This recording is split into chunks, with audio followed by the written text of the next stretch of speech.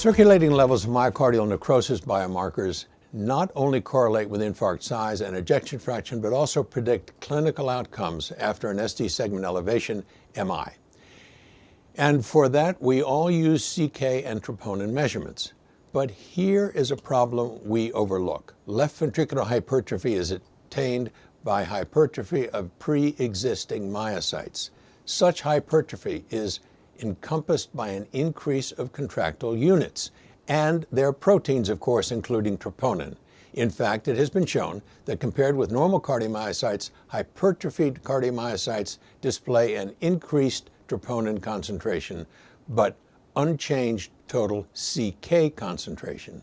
Now in JACC, research used that information in a study on the release of troponin after an MI, specifically studying whether troponin is disproportionately higher than that of CK in patients with LVH. The clinical correlate, of course, is that the prediction of infarct size based on the circulating levels of troponin might be overestimated by the presence of LVH. They looked at almost 1,000 patients with ST segment elevation MI and assessed total CK and troponin I.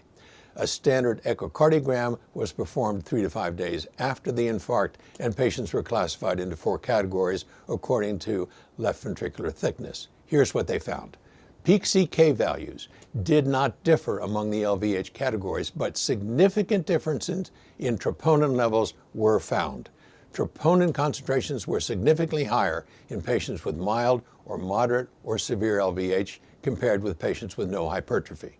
Troponin I was almost 14% greater in patients with mild LVH versus patients with no hypertrophy.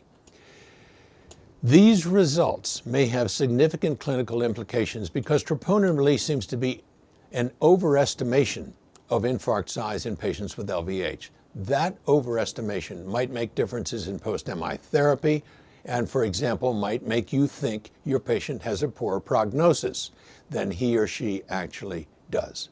This is the first time that a different pattern of CK and troponin enzyme increases have been shown in STEMI patients with LVH. So the next time you treat a patient with an MI, look by echo to see if their ventricles are hypertrophied. If so, the infarct may be smaller than you think. I'm Peter Block, and this is a CardioSource Heart Minute.